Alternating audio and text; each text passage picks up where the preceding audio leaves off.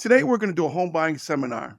So, if you're in the market for looking for a house, or if you're looking to learn more about buying your first house, you want to stick around and listen to this segment because we're not only going to go through the particulars, but we're also going to give you notes so you can take the information on the fly with you. So, basically, there's three different types of buyers. And what we want to focus in on is the diligent buyer.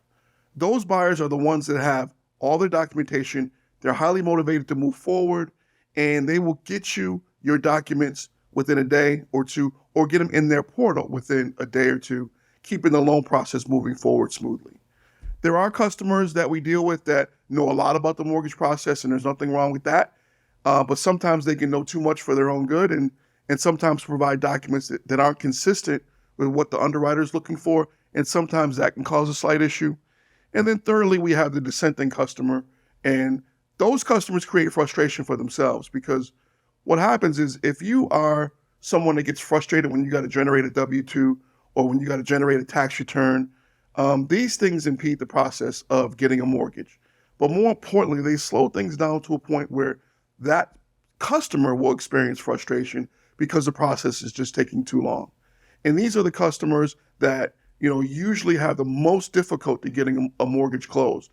So if you look at the three different types of customers, in this mortgage seminar, you want to be handling your business and make sure you're highly motivated in working with your loan officer and your bank to make sure you're getting your documents to your processor and to your MLO on a timely basis. As we move forward, we're going to talk about certain things, but we're going to make this as quick as possible. One of the things that can frustrate people as they go through the process is they'll get certain documents from the bank. And one of the things you cannot do is shut down when you get a good faith estimate or a loan estimate. A loan estimate is basically all the numbers associated with the mortgage. It's going to break down pretty much everything the bank is charging you. It's going to give you your payment. It's going to give you your APR and your rate. And all these numbers presented at one time can cause some people to shut down. And that's not what you want to do, okay? This is the point when you get that information, that's when you call your loan officer and you go through line by line every number so you understand the process and the loan that you're getting yourself into, okay? Because what you're going to do, you want to control the scenario. You want to control your purchase. And the way you do that is by doing your homework, but also by working closely with your mortgage loan officer who can explain those line items so you can control your narrative. And that's very, very important. So as we talked about doing your homework is huge. Doing your research on what mortgage programs are out there, but more importantly, starting from the basics. You want to start from the very first step, and the first step is closing cost assistance.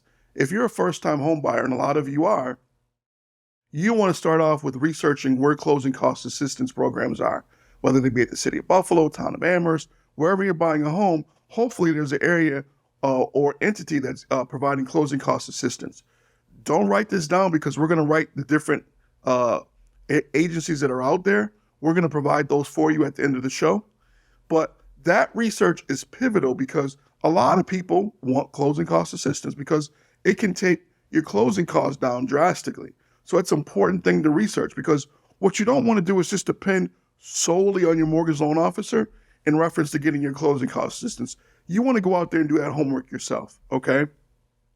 As far as the different programs that are out there that you're going to talk to your loan officer about, you got FHA, you got Sunnie Mae, you got Fannie Mae Home Ready, you got Freddie Mac Home Possible, you got USDA programs in rural areas, and you got conventional loan programs. And that's a very high-level overview of the programs. There's many more, and also there's what they call portfolio products also, okay? So we're going to just take a high-level look at that real quick.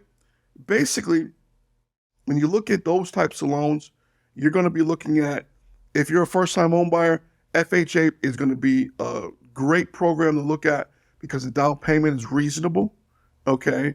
Sunnie Mae is a New York State-specific program, another great program to look at because, again, the down payment is going to be reasonable, around 3%, okay? And Fannie Mae Home Ready is what they call a conventional program, but the down payment can be 3 to 3.5% or a little bit higher based on the loan parameters. And then you got USDA programs, which have very robust programs, but they're more in rural areas. And then you have obviously conventional programs, and those are 20% down. As a first-time home buyer, the last thing we want to talk about in this segment is CRA.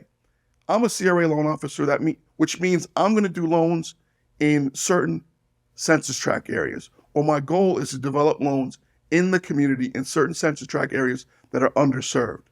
And the first goal that personally that I want to achieve is disseminating information that's useful, that people can use to incorporate in their home buying process and make the best decision possible in relation to their home purchasing decision. So let's talk about the three factors that any mortgage is comprised of. The first one is cash to close. In a perfect world, you want to have your cash to close sitting in a bank account that can be verified for 2 months, okay? So if you have your money that's already in an account, it's been there for a while, you're in great shape. If you're moving money, that may be an issue, may raise some questions from the underwriter, but it shouldn't be too serious as long as you have the funds. Now remember, it's cash to close and your closing cost, okay? So when you look at saving money, you want to have that 3 or 3.5% in an account, and it's 3.5% of the purchase price. You want to have that sitting in an account plus your closing cost. And you're going to get your closing cost off your good faith estimate or your loan estimate. Credit. Credit is hugely important, okay? The underlying goal at the minimum is 640, okay? You want to at least come in with the 640.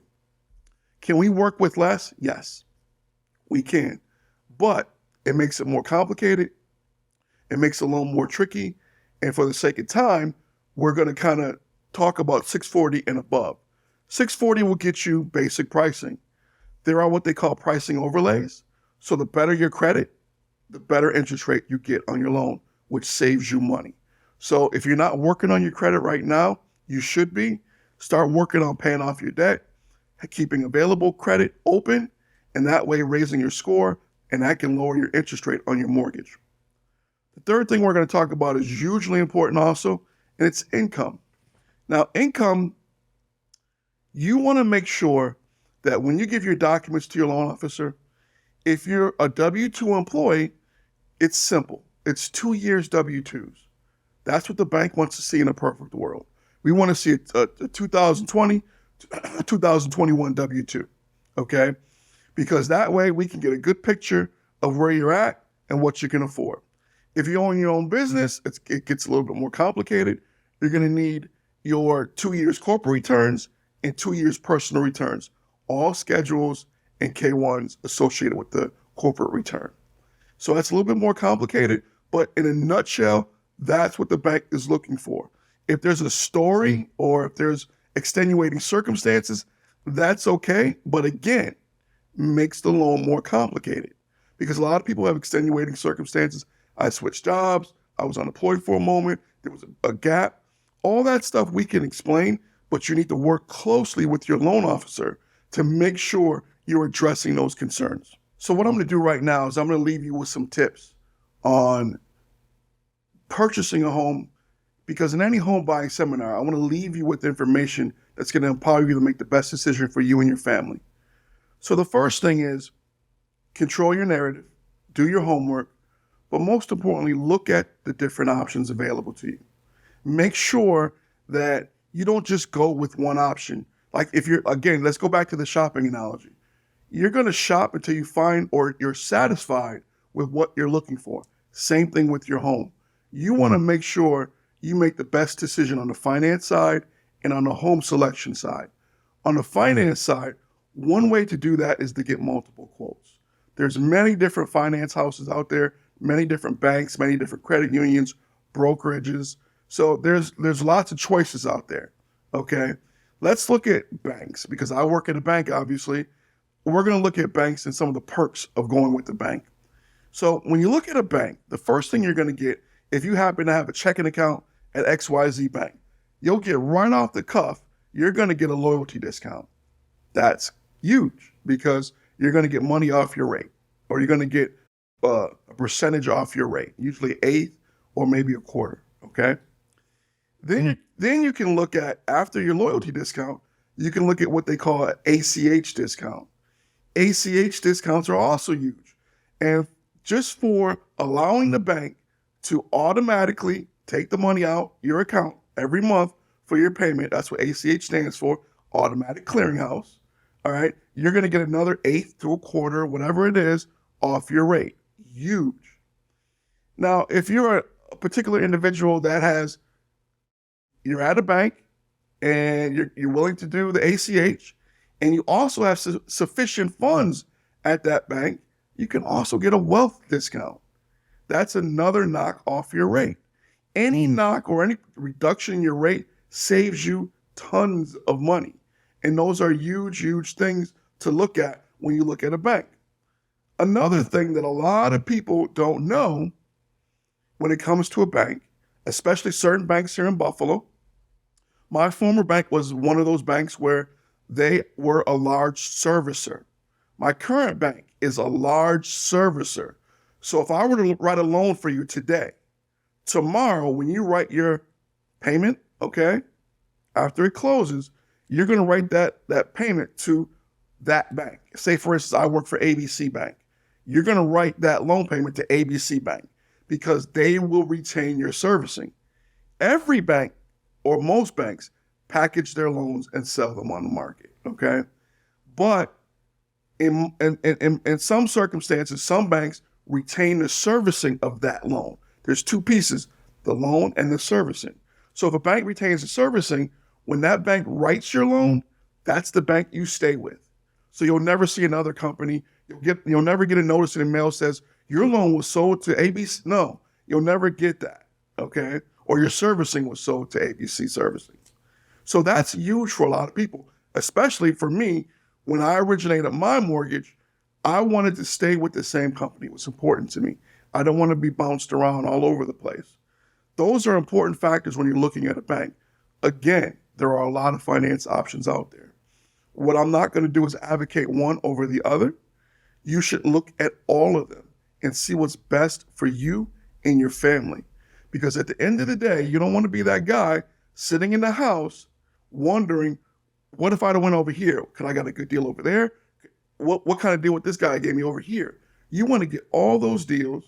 Now, your credit's going to take a little bit of a hit because they're going to run credit on you, but you should prepare for that.